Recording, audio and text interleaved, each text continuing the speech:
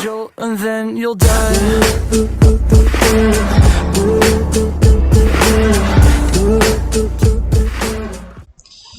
Welcome to MU classes. Myself Mitesh Upale. Today's video is based on the format of balance sheet and profit and loss. In previous video we have learned about the financial statement definition, meaning, advantages, limitations, etc. So इस video में हम लोग पढ़ने वाले हैं format of balance sheet. So before we start this video, let's have a recap. Financial statement होता क्या है? Financial statement क्या होता है? Financial statement are the basic and formal annual reports through which the corporate management communicates the financial information to its owner and various other external parties, which includes investors, government, employee, etc. In short, financial statement क्या होती है? Fundamental मतलब basic formal reports होती है जो आपका management आपके owners और इन्वेस्टर्स या शेयर होल्डर्स या गवर्नमेंट एम्प्लॉय उनको दिखाता है. In short, financial statement are the end product of accounting process. So आप ये डेफिनेशन लिख सकते हो, बहुत इंपॉर्टेंट डेफिनेशन है, एग्जाम में आ सकता है ये. So please note down this definition, note करके रख लो. और ये डेफिनेशन लिखोगे तो भी चलेगा. You will get full marks in CBSE class 12th for this definition. ठीक है. Next topic. According to section 2 subsection 40, please underline. समझ रहे हो? section 2 subsection 40, इसका मतलब ये हो जाता है section 2 subsection 40 के हिसाब से आपको ये सब फाइनेंशियल स्टेटमेंट बनानी है. First is balance sheet, statement of profit and loss, notes of accounts और कैश फ्लो. ठीक है, ये आपको बनाना है. किसके हिसाब से? Section 2 subsection 40 according to companies act 2013 के हिसाब से फाइनेंशियल स्टेटमेंट में आपको क्या क्या बनाना है? Balance sheet, statement of profit and loss, notes of accounts and cash flow statement. So let's start with balance sheet. Balance sheet होता क्या है? इन 11th standard you have learn about balance sheet. Balance sheet क्या होता है? Balance sheet is a statement which shows financial position of the business which include equities, liabilities and asset. So same, आप कुछ लोग सोच रहे हो सर हमने पढ़ा है 11th स्टैंडर्ड में, हमें आता है financial statement. But students, in 11th standard you have learn about the balance sheet, but वो बैलेंस शीट था टी शेप का, मतलब हॉरिजॉन्टल फॉर्म था. But in 12th standard you will be learning about the vertical form according 2013 के हिसाब से, companies 2013 के हिसाब से आप पढ़ने वाले हो. सो ये जो बैलेंस शीट का फॉर्मेट है ये आपके पार्ट 1 शेड्यूल 3 में है. So please underline this word, part 1 schedule 3. MCQ में आ सकता है इस साल बोर्ड एग्जाम में. So बैलेंस शीट का जो फॉर्मेट है according to companies act 2013 part 1 schedule 3 में है. So let's start with the format. देखो फॉर्मेट ऑफ बैलेंस शीट में first particular, note number, figures at the end of the current year, figures at the end of the previous year. जो particular होता है वहां पे सारे आपके information दिया रहेगा क्या किधर जाता है. नेक्स्ट है नोट नंबर. पहले वाले जो बैलेंस शीट है, जो प्रीवियस ईयर के जो आपने बैलेंस शीट पढ़ा है उसमें ये चीज नहीं थी. इसका मतलब फॉर एग्जांपल यहाँ पे हर चीज आप नोट डाउन नहीं करते हो. मतलब यहाँ पे जैसे आपने लिख दिया लायबिलिटी, एसेट, ये सब नहीं लिखते.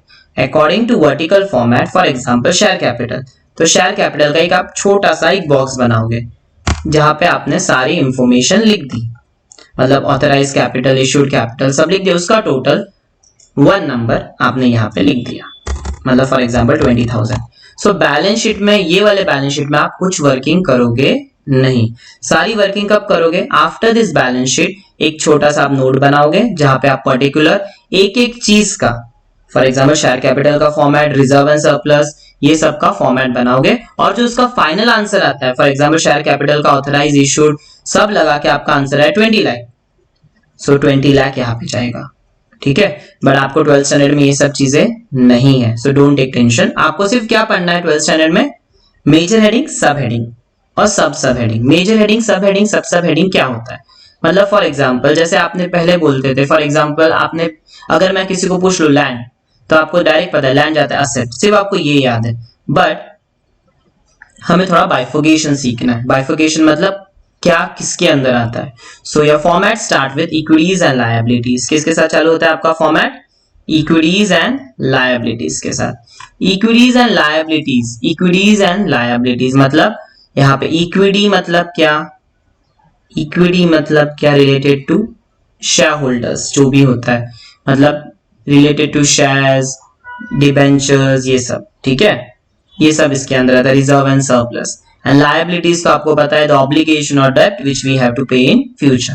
सो यहाँ पे ये जो फॉर्मेट बनता है, देयर आर टू साइड्स ना, असेट एंड लायबिलिटी, पर ये हॉरिजॉन्टल फॉर्म में ऐसे दो साइड होते हैं, पर वर्टिकल फॉर्म में क्या होता है? ये देखो, इक्विटीज एंड लायबिलिटी और दूसरा असेट, ये रहा, ठीक है।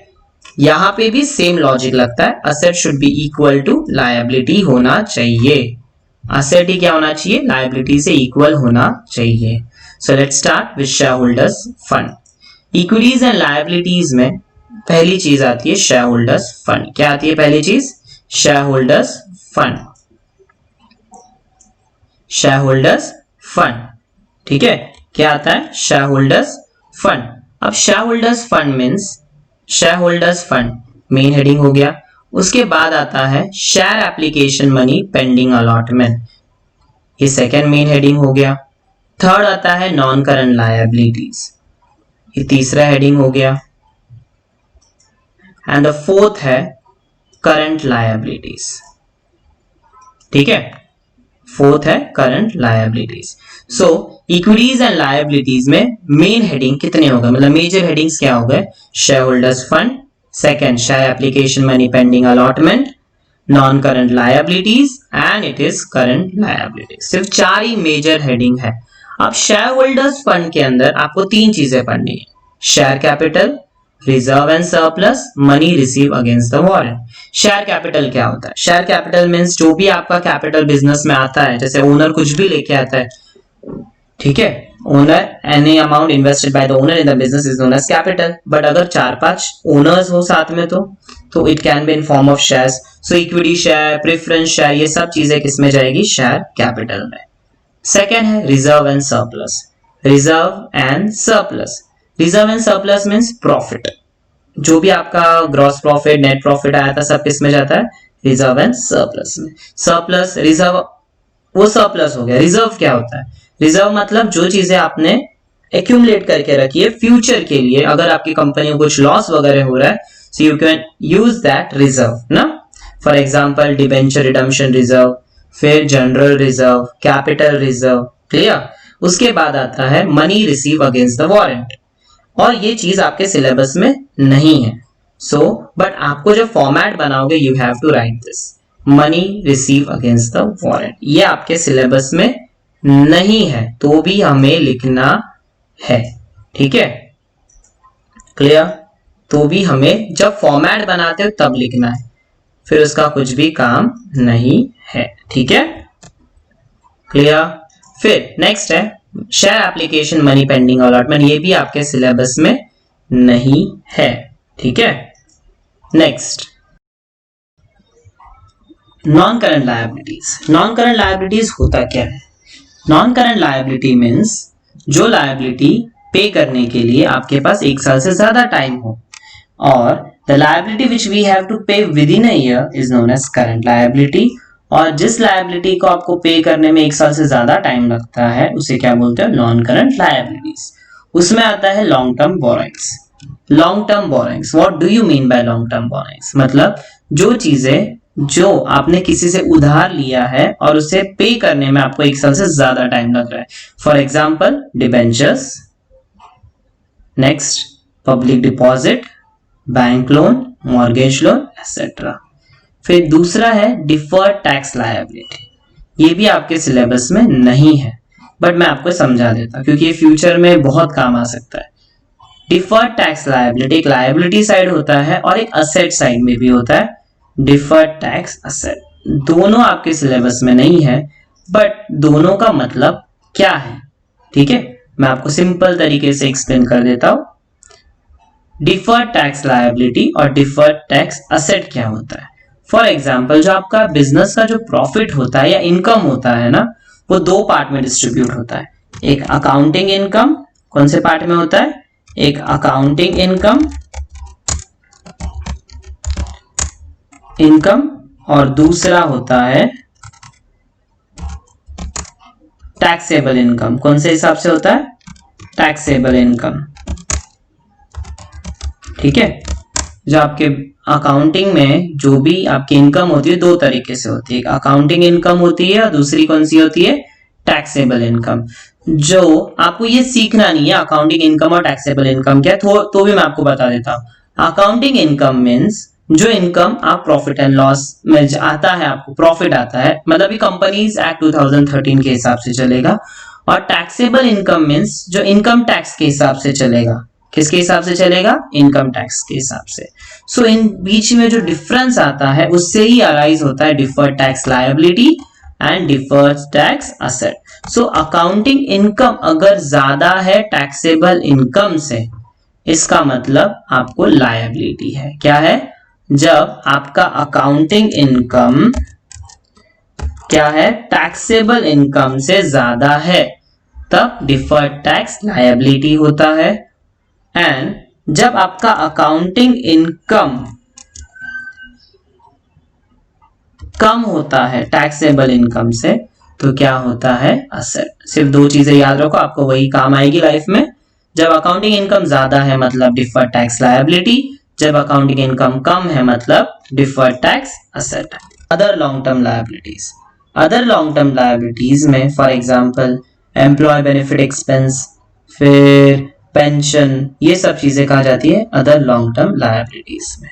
लॉन्ग टर्म प्रोविजन मतलब provision for provident fund, gratuity, leave encashment, ये सब चीजें कहा जाती है लॉन्ग टर्म प्रोविजन में। जो प्रोविजंस क्या होते हैं? फॉर एग्जांपल जो भी आपके फ्यूचर में कुछ फॉर एग्जांपल आपको लगता है लॉसेस होने वाला है, तो आप उसके लिए पहले से क्या करते हैं? एक छोटा सा अमाउंट साइड में रखते हो, उसे क्या बोलते हो? प्रोविजन। नेक्स्ट टॉपिक है करंट लायबिलिटीज। करंट लायबिलिटीज में पहला आएगा short term borrowing. Short term borrowings means आपने कम समय मतलब विद इन 1 ईयर के लिए आपने कुछ लोन वगैरह लिया होगा, उसे आता है short term borrowings. Example bank overdraft हो गया, फिर शॉर्ट टर्म लोन्स हो गया। क्लियर? नेक्स्ट है ट्रेड पेबल्स। ट्रेड पेबल्स ये क्या होता है? मतलब ट्रेड पेबल होता क्या है? हमने ये चीज पढ़ी है। ट्रेड पेबल क्या होता है? ठीक है, ट्रेड पेबल क्या होता है? कुछ किसी ने पढ़ा है? हाँ, ट्रेड पेबल मीन्स, इस पे अटेंशन, ये जो ट्रेड पेबल है इसका मतलब क्या होता है? ट्रेड पेबल इंक्लूड्स, क्या इंक्लूड होता है? क्रेडिटर और बिल्स पेबल। याद रखना ट्रेड पेबल में दो ही चीजें आती है, एक बिल्स पेबल और एक क्रेडिटर। क्या आता है? Creditor and bills payable. जो हम लोग बैलेंस शीट में डायरेक्ट लिखते थे क्रेडिटर्स, बट अभी क्रेडिटर्स और बिल्स पेबल किसके अंदर आता है? ट्रेड पेबल के अंदर आता है। Clear? Next other current liabilities. Other current liabilities means जो आपके आउटस्टैंडिंग एक्सपेंसेस बच गए, आउटस्टैंडिंग सैलरी, आउटस्टैंडिंग वेजेस, फिर जो आपके इनकम रिसीव इन एडवांस, ये सब चीजें किधर जाएगी? Other current liabilities. सो किसी ने मुझे पूछा income receive in advance sir liability कैसे होगा? फॉर एग्जाम्पल अगर आपने किसी को पैसा दे दिया है एडवांस में, अगर वो काम नहीं कर रहा है तो उसकी जिम्मेदारी है, वो लायबल है आप, हाँ या ना? आपने पैसे ही ले लिए पहले पर आप काम ही नहीं कर रहे हो, हाँ या ना? सो वो आपके लिए क्या हो जाएगी? लायबिलिटी हो जाएगी। So income receive in advance आपका किस में जाता है? अदर करंट लायबिलिटीज में जाता है, और उसका मेन हेड क्या होगा? Current liabilities. फिर उसके बाद आता है शॉर्ट टर्म प्रोविजन। ये तो सबको ही पता होगा, जैसे आप जो टैक्स भरते हो, शॉर्ट टर्म प्रोविजन मतलब विद इन अ ईयर, जैसे provision for taxation, provision for doubtful deserve, ये सब किसके अंदर जाता है? शॉर्ट टर्म प्रोविजन के अंदर जाता है। क्लियर? सो हमारा एक साइड खत्म हो गया, मतलब जो आंसर आएगा आप इसका टोटल कर दोगे। सो लायबिलिटीज मतलब इक्विटीज एंड लायबिलिटीज में पहला मेन हेडिंग आएगा share holders fund, second heading would be non current liabilities, third heading would be current liabilities, ठीक है? और फोर्थ अगर आपको पढ़ना है तो आप पढ़ सकते हो share application money pending allotment. याद तो रखना है, अगर टीचर ने पूछा under the Companies Act 2013 write the major headings of equities and liabilities. तो आपको क्या लिखोगे? shareholders fund, share application money pending and allotment, non-current liabilities and current liabilities. ठीक है, सो करंट लायबिलिटीज के अंदर ये सब चीजें आती है, short term borrowing, state payable, other current liabilities, short term provision. Non current liabilities के अंदर क्या आ जाएगी? Long term borrowings, deferred tax, other long term liabilities, long term provision. Share holders fund के अंदर क्या आएगा? Share capital, reserve and surplus, money receive against the warrant. So ये जो अंदर जो एबीसी दिख रहा है ना आपको, जो ब्लैक से है, मैंने कुछ शेड नहीं किया है, दे आर नोन एज सब हेडिंग. क्या बोलते हैं उसे? सब हेडिंग. सो अब नेक्स्ट टॉपिक पे जाते हैं, असेट. आपको ये चीज पता है, asset are mostly classified into two types, हाँ या ना? नॉन करंट असेट और है current asset.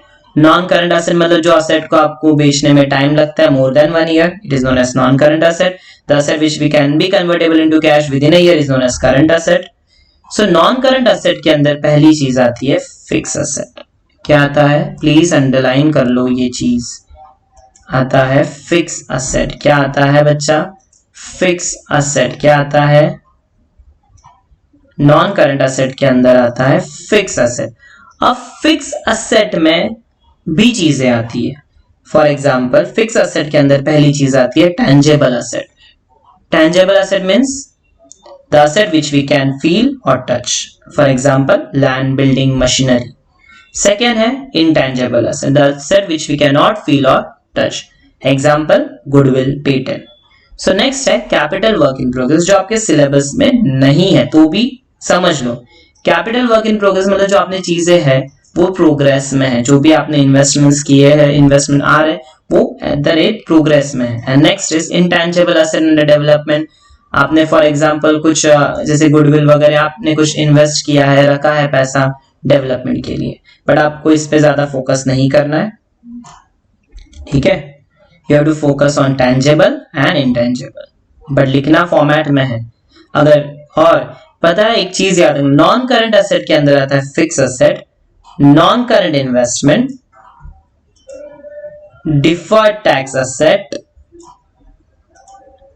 Long term loans and advances, other non current asset. ठीक है, सो नॉन करंट असेट के अंदर fix asset, non current investment, deferred tax asset, long term loans and advances, other current asset. इसका मतलब ये हो जाता है बच्चा कि फिक्स असेट के अंदर ये चार चीजें आती है. तो ये जो 1 2 3 4 है ना, मैं इसको अलग कलर कर देता जो आपको समझ में आ जाएगा.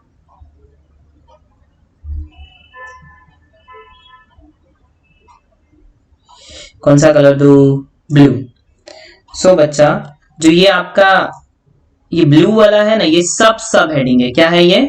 सब हेडिंग. मतलब इन सब में सब हेडिंग नहीं है बच्चा, बट इसमें सब हेडिंग है. सो इस लेसन में आपको तीन ही चीज पढ़नी है.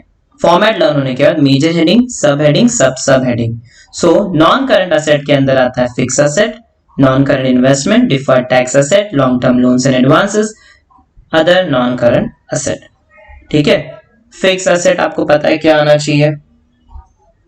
ठीक है, फिक्स असेट में आपको पता होनी चाहिए क्या चीजें आती है, tangible, intangible, capital work in progress, intangible asset under development. Non current investment मतलब जैसे फॉर एग्जांपल आपने बॉन्ड्स परचेज किए, किसी से बॉन्ड परचेज किए, ये सब किस में आ जाएगा? नॉन करंट इन्वेस्टमेंट में आ गया. Long term loans and advances, for example long term loans आपने लिए वो इसके अंदर आ सकते हैं. ठीक है, फिर करंट असेट. करंट असेट बहुत इंपॉर्टेंट टॉपिक है और आपको कैश फ्लो में भी बहुत काम आने वाला है ये चीज.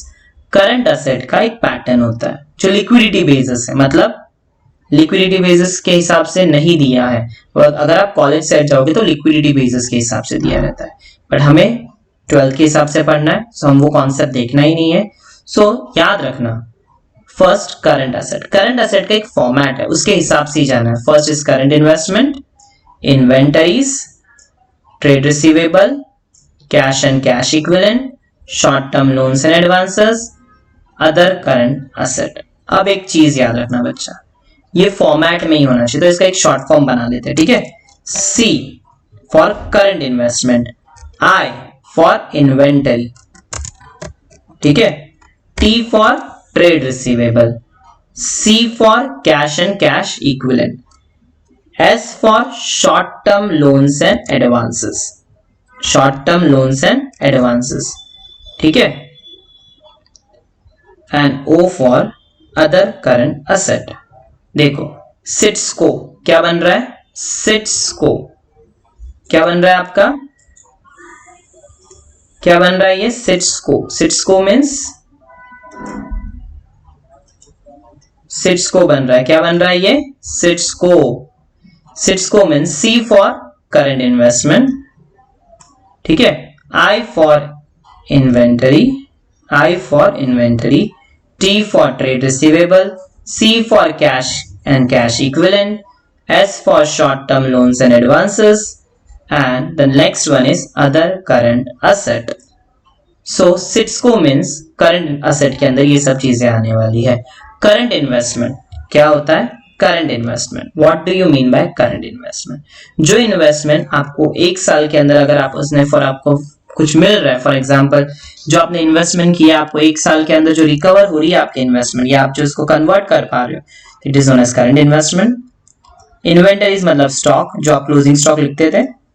ट्रेड रिसीवेबल, जैसे ट्रेड पेबल में क्रेडिटर्स और बिल्स पेबल आते हैं, वैसे ही ट्रेड रिसीवेबल में डेटर्स और बिल्स रिसीवेबल आते हैं, ठीक है। जैसे क्रेडिटर्स में आपने पढ़ा था ट्रेड पेबल में क्रेडिटर्स एंड बिल्स पेबल आते हैं, सेम वे ट्रेड रिसीवेबल में डेटर्स एंड बिल्स रिसीवेबल आते हैं। नेक्स्ट है कैश एंड कैश इक्विवेलेंट। ये क्या चीज है, जैसे आप लिखते थे पता cash balance, bank balance, cash in hand, petty cash, cheque at draft, ये सब चीजें जाती है कैश एंड कैश इक्विवेलेंट। इसका मतलब ये हो जाता है the asset which we can be converted into cash within 3 month. कितने डेज में, कितने मंथ में, सॉरी 3 मंथ। जो असेट आप 3 मंथ में कन्वर्ट कर पाओ उसे क्या बोलोगे, कैश एंड कैश इक्विवेलेंट। या अगर आप डेज के काउंट करोगे 90 डेज में, कितने डेज में, 90 डेज में, ठीक है। Short term loans and advances, जो आपने एडवांस दिया हो किसी को जो 1 साल के अंदर के लिए, तो आता है short term loans and advances. Other current asset में क्या क्या आएगा, जैसे फॉर एग्जांपल आप एडवांस पे करते थे, प्रीपेड रेंट, प्रीपेड सैलरी, वो सब चीजें आती हैं। उसके बाद टोटल, सो इसका टोटल एंड इसका टोटल हमेशा सेम होना चाहिए, ठीक है, क्लियर। सो ये था बैलेंस शीट का फॉर्मेट। सो रिकैप कर लेते हैं। इक्विटीज एंड लायबिलिटीज में पहले क्या आता है, share holders fund, share application, non current liabilities और करंट लायबिलिटीज क्या है आपके मेजर हेडिंग है, क्या है आपके मेजर हेडिंग है। नेक्स्ट असेट के मेजर हेडिंग क्या है, non current asset and current asset. उसके बाद शेयर होल्डर्स फंड के अंदर क्या क्या आता है, सो उसके सब हेडिंग क्या है, share capital, reserve and surplus, money receive against the share warrant, ठीक है। फिर नॉन करंट लायबिलिटीज में long term borrowings, deferred tax liability, other long term liabilities, long term provision. Next current liabilities में आता है short term borrowings, trade payable, other current liability, short term provision. Next non current asset में आता है fix asset, non current investment, deferred tax asset, long term loans and advances, other non current asset. फिर current asset में आता है seats को, C for current investment, I for inventories, T for trade receivable, C for cash and cash equivalent, S for short term loans and advances and other current asset. ये हो गए सब heading. अब सब हेडिंग पूरे format में सिर्फ fix asset के हैं, tangible asset, intangible asset, capital work in progress and intangible asset under development। Clear. So आज हम लोग यहाँ पे रुक जाते हैं। सो नेक्स्ट वीडियो आएगा, it will be based on profit and loss format, ठीक है। So thank you.